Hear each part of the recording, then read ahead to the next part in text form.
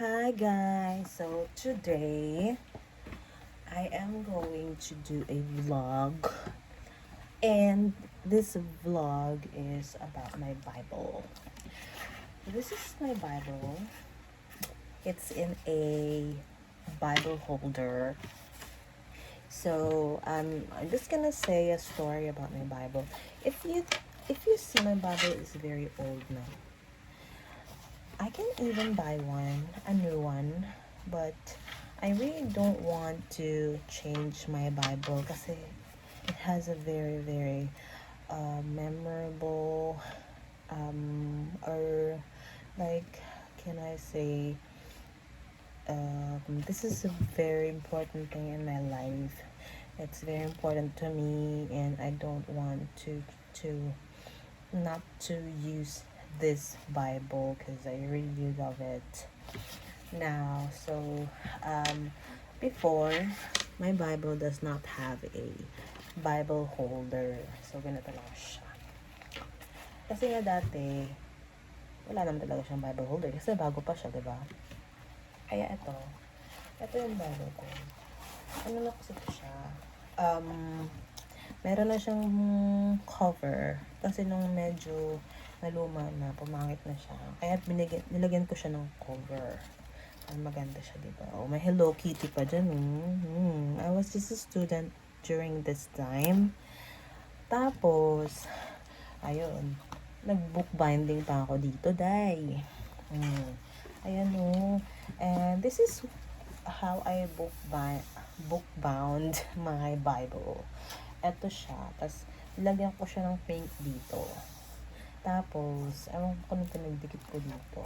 Tapos, meron siyang yung life verse ko. If you can see that, it's Hebrews 11:1 and 2. So, it says there that, now faith is the substance of things hoped for, the evidence of things not seen. For by it, the elders obtained a good report. That's my life verse. So, it's about faith. Yun yung Bible. Ay, yung ano ko. Tapos yan. Ito yung Bible ko. Yung ano, Ito kasing Bible na to, binigay ito ng parents ko sa akin. Binili nila for me. Yan. Ang ganda naman sulat ko dito. Tapos, eto nga, this Holy Bible is lovingly presented to my VF Santizo. See that? By Jesus Christ. Uy, si Papa ko yung nagsulat nito. Tingnan mo. Papa ko yung nagsulat niyan. And then, on April 19, 1998. Tingnan mo nga naman. Diba? Tagal na yan. Ito namang sulat ko dito. Nilagay ko lang yan nung college na ako. Diba? Bible Baptist Church of Marilao. Tapos yun yung sa nung Marilao pa ako. Tapos nung nung college na ako. Ito na, updated sa Grace Fundamental Baptist Church sa Linloan, Southern Leyte, Philippines. So ito, yan yung Bible ko. Ayan. And if you can see, copyright 1987. Yun yung copyright niya. Printed in the Philippines. Edi yan. Alam nyo, kahit ganito tong Bible ko, yan, gamot ko yan sa sa face. Huwag mo nang i-mind. Kung gusto nyo malaman kung ano yan, comment down below. Tapos, ayan. So, ayan yung Bible ko. Napaka pa yun. Mga stabilos pa, diba? Very, talaga ako dati, religious. Very active sa church, you know. So, yun. Papakita ko sa inyo yung laman ng Bible ko mamaya. Pero yung Bible muna itself, ayan, tingnan nyo. May cover na siya. Kasi nung, high school na ako, I love these types of cover or wrapper. Pero syempre, hindi na siya fresh kasi high school pa ako nito nung kinover ko siya. Kaya eto na. Very, very antique na talaga to. Mga ilang dekada na to, dahil. So, please understand. Kasi ito naman yung likod ng Bible ko. Siyempre, meron din yung book binding na mga ganyan. Ako bumili niyan. Nung high school pa ako, bumili ako niyan. At tapos, ito yung mga collections ko. Ng mga, oh shit. Tingnan mo, oh. Tingnan mo yung perdible, day. Tingnan mo yung perdible. Oh. Wala na. Kalawang na. Kasi grabe, oh. Ano mo? Ano ba to? Ano ba to? Oh, ano ba to? Ewan ko kung saan to galing. Pero tingnan mo, yung mga, yung mga na-attenan ko na fellowships. Nandiyan nga, dinisplay ko dyan. And not only that, meron pang iba. Nandiyan siya sa gilid. Papakita ko siya sa inyo mamaya. O, tingnan mo. Ormoc City, 2004. Itong 2004 na to, yun yung time na galing kami ng Bulacan. Nag-transfer kami dito sa sa Leyte, sa Liloan, Southern Leyte. So, this was my first year in Visayas. Diba? Eto naman, Southern Leyte na din to. Walang date. Youth Fellowship. Eto din, sa mga bye-bye na pala to. So, this was 2005. Yan. Eto, ano to eh. Dati kasi, gumagawa ako ng high school. may diary ako. Ayokong basa ng ate ko, parents ko, ganun. Para hindi nila maintindihan. Ganun yung mga sulat. Kung yung alphabet ako dyan. Natatawa na lang ako pag naaalala ko. Pero yun. Eto naman, tingnan mo mga ormoc na to. Mga ormoc na to. Eto, Bible Baptist Church pa yan. Sa Marilao. Kasi active talaga ako dati. Sumasali talaga ako dun sa mga ganyan. Eto naman sa Ormoc. Wala namang date. Eto, Asheret yung, name tag ko to dati, Asheret. Sa Marilao din. Tingnan nyo nga, pinagsusulatan ko na yan. Yan, Santizo. Tapos, sinusulatan ko ng mga favorite ko. Yan kasi high school pa ako nito. O elementary pa ka. Elementary pa talaga. Kasi 1998. Ano ka ba? 1998. Ano pa ako nun eh?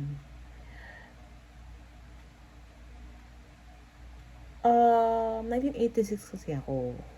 So, 86. 1986. 1998. 1996. 10. 12 years old pa ako nito. Itong grade 6 pa ako. Binigyan ako ng parents ko ng Bible. Kaya, naku. Ilang taon na ako ngayon. Diba? 12 years old pa ako nito. Ako ngayon 37 na ako, dahil. Yan, napakatagal na talaga. Pero, in fairness kompleto pa to sa page. Ito may mga nalagas lang. Pero kompleto pa talaga to sa page. Ayun, natanggal na siya. Tingnan mo man, nakita itong pictures. Picture to ng high school. Lagay ko dito. Remembrance. Ito nasira na talaga. Hindi na makita. Hindi ko na maalala kung ano to. Ito naman. Meron pang konti. Ito yung barkada ko nung high school eh. Ayan. Ayan ako oh. Yung namin to, formation. Itong dalawang naka-black. Si Christina tsaka si Nesel. Kasi siya, yung sila officers qualifying course, COQC. Kami mga kadete lang kami. Mga officers yan, sila yung nasa gilid. Kami naka-white, mga cadet lang kami, private. Diba? Sira na siya, pero naman, nagtatago pa, high school pa ako niyan. Ayun, so yun yung Bible ko. Tapos, eto, when I was in college na, ano ba yun? Parang naglalaglagan yung mga, ubok-ubok, ano ba ito? Something. Lagyan na natin dyan, bahala na sila. Nung college ako, hindi pa rin ito nalalaban ever since. Hindi pa ito nalalaban ever since. Umili ako ng Ictus gear. This is a Bible holder. I bought this when I was in college for my allowance. Kasi nga gusto ko maganda yung Bible ko. Kasi I'm active young people. sa college days ko. Ayan, lagay natin ulit. Kaya naman din. May itsura yung Bible. Ayun. So, ayun. Binili ko siya ng college para, in a way, maganda yung Bible natin. Tapos meron pa siyang memory verse. Sabi niya doon, we are more than conquerors through Him who loved us. Kasi nga gear natin tong Bible. So, conqueror tayo. Sabi niya sa Romans 8:37. Ayun. So, yan yung Bible ko na meron na siya lalagyanan. Ito namang mga to. Ito yung mga programs namin sa nung college na ako nito. Ay, Bible Baptist Church. Ay, hindi. Ito na yung mga latest ko na mga na nagsisimba na ako, ganun. May mga program kasi sila para masundan yung program, ganun. Or masulat mo yung mga ganyan, mga ganyan. Di ba nasusulat-sulat tayo? May mga notes tayo nung nagsisimba tayo sa Kasi Baptist ako eh. Baptist kami, yung family namin. Kaya yun. Eto, papakita ko lang sa inyo yung mga laman ng Bible ko yung nakasiksik. Ang dami nila. Tignan mo. Ang dami-dami ng mga nakasiksik. Meron pang birthday invite. Eto na nag-work na ako nito. Workmate ko to, anak niya. Nag-birthday. Tapos meron po mga ML, kwarta padala. Eto rin, ML kwarta padala ng mama ko. Dahil nga kasi college pa ako nito, nag-aaral. Kaya meron ako mga ML. Yun yung mga allowance ko. Pinapadala ng mama ko. So, ito, tingnan mo. 2003. Hindi pa ako pupunta nito sa Leyte. Nandito pa ako nun sa Nandun pa ako sa Manila nun, sa Bulacan. Yun, diba? Parang this was our last year sa Bulacan na na-attenan. 21st anniversary ng kasi December to eh. So, nag-anniversary pa kami doon. And then, noong 2004, yun yung time na umuwi kami or pumunta na kami ng Leyte. Yun. Tatago ko pa siya. Tapos, eto, meron akong na-meet na someone noong 2002. Tagal na yun. Ayun, tapos, eto, si Dan Archies. Ito yung binigay niyang, sa akin, letter. Nakalala ko siya dun sa fellowship. Hindi ko na siya babasahin kasi alam mo naman. Sana huwag mo akong kalimutan at saka sana pagbalik ko, hindi ka mahiyain. Mahiyain kasi ako as an introvert ever since the world began, Hindi ka mahiyain, alam mo, maganda ka. Magaling ka rin kumanta. Do your best, kaya mo yan. Maging mahiyain at kaya mo yan, maging himiya. At saka alam mo, lahat ng tao may angking galing. Malay mo. Kayang-kaya mo yan. Kumusta mo ako sa lahat ha, sa mga young people's organization sa lahat. Pasensya ka na sa sulat ko, ma'am, dali kasi. Pakisabi kay Camille, I love you. Inaasahan ko ang kanyang promise. Sige na, I love you. Ingat ka ha. Hintayin ko ang sulat mo. Sabi kay Camille, pasensya kung hindi ako makasulat sa kanya kasi wala nang time. From Eden. Kilala ko to sa isang fellowship. Pinagyan niya ako ng letter. Kasi nga, mahihain daw ako. Ano magawa natin? Mahihain talaga tayo, di ba? Ito, one of my name tag. Para siyang keepsake. Parang, token. Ganun. Dito, 1999 pa to. Tagal na to tayo. Grabe. 13 years old pa ako yan. Tama ba? Hindi tama yun. Ito naman, sa school ko to ng high school. Binigay ako ng sir ko sa religion. Kasi ako daw yung highest score ako sa unit test namin. Diba? Bongga. Ito naman, si Ate Chill, 1999. Kasi diba, active kami sa church nung dati. Yeah, ito birthday niya to. Binigyan niya kami ng letter. Sabi niya, Myvi, I'm glad you're enjoying the Ushers and Usherettes ministry. Yun yung Ushers and Usherettes. Kasi yung kami yung parang yung kami parang assistant dun sa simbahan. Kami na-assign, tapos nag-uniform kami yung taga-welcome ng mga members and visitors, ganon. Yun, so thanks for being there. for this new built ministry. I know that you learned a lot from this ministry, especially in spiritual side. Let's help to make this ministry more successful. I love you and the Lord. O, diba? That was 31st of December 1999. So that's really very matagal na. Ito naman, binili ko to ng college din ako. This is like, parang gift kasi to. Hindi ako bumili nito para sa sarili ko kasi this is my life verse. Diba? Ito yung life verse ko, diba? Kita mo naman, Hebrews 11:1. Diba? Yan yung life verse ko. Eh, nakita ko siya sa sa parang tindahan ito. Ano ba yun? Nakalimutan ko na. Basta sa Bulacan pa yun. Bulacan ba yun? Nakalimutan ko. Hindi yun sa Bulacan dahil. Bulacan na. Then, no college na ako noon. Wala pa naman akong pera sa Bulacan. Eh, kaya yun. Muli ako nito kasi. Yun na nga. Yun na nga. Eh, life verse ko siya. College na ako nito. Ibenda ako nito. Ano mo yung life verse na yan? Ako. Yan talaga. Diba? Ito. 2001. Fellowship ng Young People. Ito, bigay ni Tata. Ni Shai. Sherlyn, hello. College, college friend. Ito naman, kay mama po, kinuha ko sa Bible niya. Kasi gusto ko yung may mga mga reminders. Where to look in the Bible when you are desiring inward peace. Yun. When everything is going well. When you're very satisfied with yourself. Seeking the best investment. Starting a new job. Maganda siya. Kasi meron siyang mga life verse na ano pa talagang dapat mong tingnan sa Bible kapag yun may struggles ka sa life, if you're challenged by opposing forces, you're facing a crisis, ganun yung mga ganun. Where to find the 10 Commandments, the Beatitudes, the Lord's Prayer, the Sermon on the Mount. Maganda siya, kaya kinuha ko siya sa mama ko. Nandun sa Bible ni mama, kinuha ko siya. Hindi niya alam yun. Pero yun yung mga few things here in my Bible. Ito naman, Bible Baptist Church.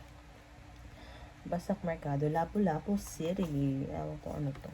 Parang mga pledge. Kung magkano ibibigay mo sa anniversary. This is the Builders Organization. This is like an orientation program. I joined the Builders during college. So, nung college ako, it was 2004. Tapos, naging ako sa kanya, parang busy. Agad. Nung first year pa lang ako. Tapos ito, 2005. Para siyang, orientation program. Busy na ako yun sa Builders. This is already my, parang second year ko na sa Builders. So, 2005 yun, dai.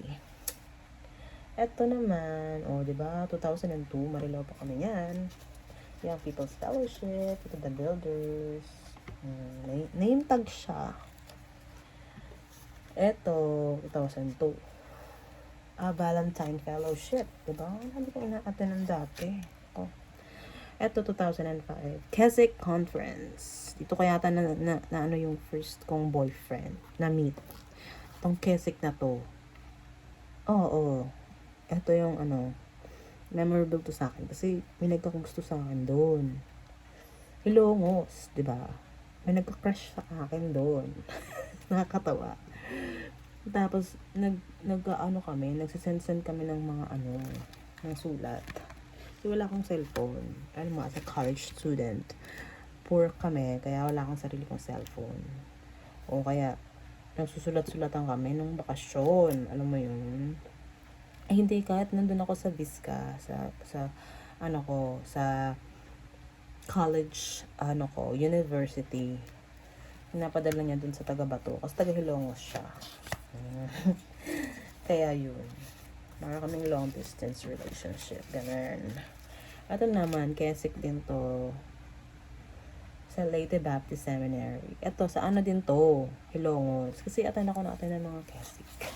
Yung Keswick Conference, para siyang yung Young People's Fellowship din. Every parang, siya, 3-day event. Doon ka magsistay overnight, ganun. For 3 nights or 2 nights ba yun? Basta para siyang 1 week. Parang yung Christmas break siya ng mga estudyante, ganon. Umaattend talaga ako ng ganon. Ano ko nakalala yung first boyfriend ko. Nakatawa na. Ito naman, ito 2014 na to eh. Care group. And this care group was like, nag-work na ako dito. May care group ako. So, meron kami ganun. May program din sila, ganun. Yun ang care group. Si Ate Lovely, yun, kagroup ko yun. Si Shy, yun, kagroup ko yun ngayon. Ito rin, 2018 na to. Doon to sa yung latest na inaatin na namin sa Katipunan Baptist Church. Yun, naatin kasi kami doon. Eh ngayon, hindi na ako masyadong sisimba. Sorry Lord. Ito naman, yung SIM card ko nung nag-Sun Cellular ako. Ito yun. Dito pa siya sa akin. So, ayun. Nung lumipat kami, nung lumipat ako ng bahay, alam mo yun, nakatago lang ito. Kasi hindi na ako nagsisimba. Nandun lang to sa nakatambak.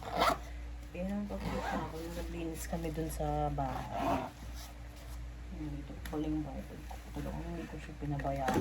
Kinuha ko talaga siya. So, yung ibang gamit, pinagtatapon ko na. Pero yung mga, syempre, yung Bible ko. Napakadami members ng Bible ko. Kaya, dinala ko talaga siya. Yun lang yung story ko sa Bible ko. Actually, ano naman yung mukha ko. Diba? Yun lang. I hope that you will follow me on YouTube and subscribe to my channel. Bye-bye.